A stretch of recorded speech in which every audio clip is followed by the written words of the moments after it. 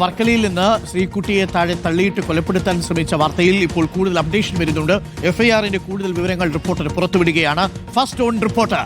തിരുവനന്തപുരത്ത് ട്രെയിനിൽ നിന്നും പെൺകുട്ടിയെ തള്ളിയിട്ടത് കൊലപ്പെടുത്തണമെന്ന ഉദ്ദേശത്തോടെയെന്ന് എഫ്ഐആറിന്റെ പകർപ്പ് റിപ്പോർട്ടർ TV പ്രേക്ഷകരിലേക്ക് എത്തിക്കുകയാണ്. ട്രെയിനിൽ നിന്നും പുറത്തേക്ക് എറിഞ്ഞു കൊലപ്പെടുത്താൻ ശ്രമിച്ചതാണെന്നും പോലീസ് എഫ്ഐആറിൽ പറയുന്നുണ്ട്. എഫ്ഐആറിൽ പറയുന്നതിന്റെ കൂടുതൽ വിവരങ്ങളുമായി അശ്വിൻ ഡിയാഗോ ഉണ്ട്. അശ്വിൻ ഡിയാഗോ, ഇപ്പോൾ നമ്മൾ എഫ്ഐആറിന്റെ കോപ്പി തന്നെ പ്രേക്ഷകരെ കാണിക്കുകയാണ്.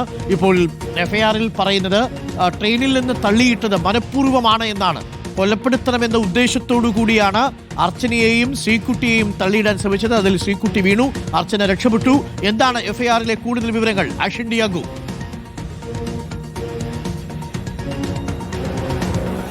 അരുൺ, ഗുരുതരമായ പരാമർശങ്ങളാണ് ഈ എഫ്ഐആറിൽ ഉള്ളത് എന്നുള്ളതാണ് മനസ്സിലാക്കുന്നത്. കാരണം മനഃപൂർവ്വം ഓടുന്ന ട്രെയിനിൽ നിന്നും മനഃപൂർവ്വം കൊലപ്പെടുത്തുക എന്ന ഉദ്ദേശത്തോടു കൂടിയാണ് ശ്രീകുട്ടിയെ തള്ളിയിട്ടത് എന്നുള്ളതാണ് ഈ എഫ്ഐആറിൽ പറഞ്ഞിരിക്കുന്നത്. രാത്രി 8 മണിയോടുകൂടിയാണ് സംഭവം നടക്കുന്നതെന്നും ഈ വാതിക്കലിൽ നിൽക്കുന്നത് ചോദ്യം ചെയ്തത്, അതായത് വഴി മാറി നൽകണമെന്ന് ആവശ്യപ്പെട്ടത് ഈ പെൺകുട്ടി കേൾക്കാത്തതാണ് പ്രകോപന കാരണം എന്നുള്ളതാണ് ഇതിൽ ഈ ഒരു സംഭവവുമായി ബന്ധപ്പെട്ട് പോലീസ് പറയുന്ന കാരണം, ആക്രമണ കാരണമായി പോലീസ് പറയുന്നത്. മാത്രമല്ല വലത് കൈയിലും വലത് കാലിലും പിടിച്ച് തള്ളി എന്നും പറയുന്നുണ്ട്.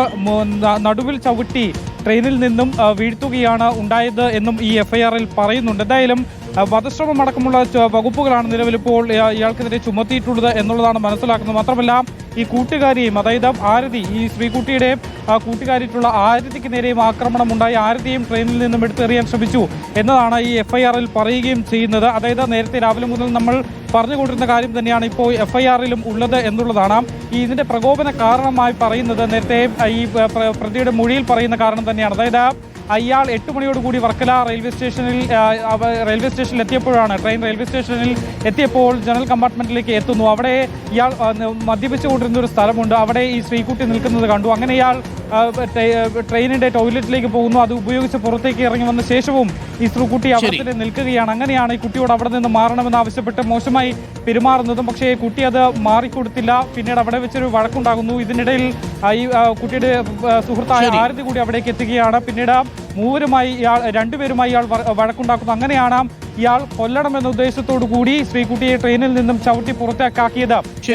കൂടുതൽ വിവരങ്ങൾ സമയത്തിനുള്ളിൽ പ്രേക്ഷകരിലേക്ക് കൊടുക്കാം. എഫ്ഐആറിന്റെ പരാമർശങ്ങൾ മാത്രമല്ല, ഈ കൂടുതൽ വിവരങ്ങൾ ഇപ്പോൾ പുറത്തു വരുന്നുണ്ട്. ഫസ്റ്റ് റിപ്പോർട്ട് ഇപ്പോൾ എഫ്ഐആറിന്റെ വിവരങ്ങളാണ് അശ്വിൻ ഡിയാഗോ പ്രേക്ഷകരുമായി പങ്കുവച്ചത്.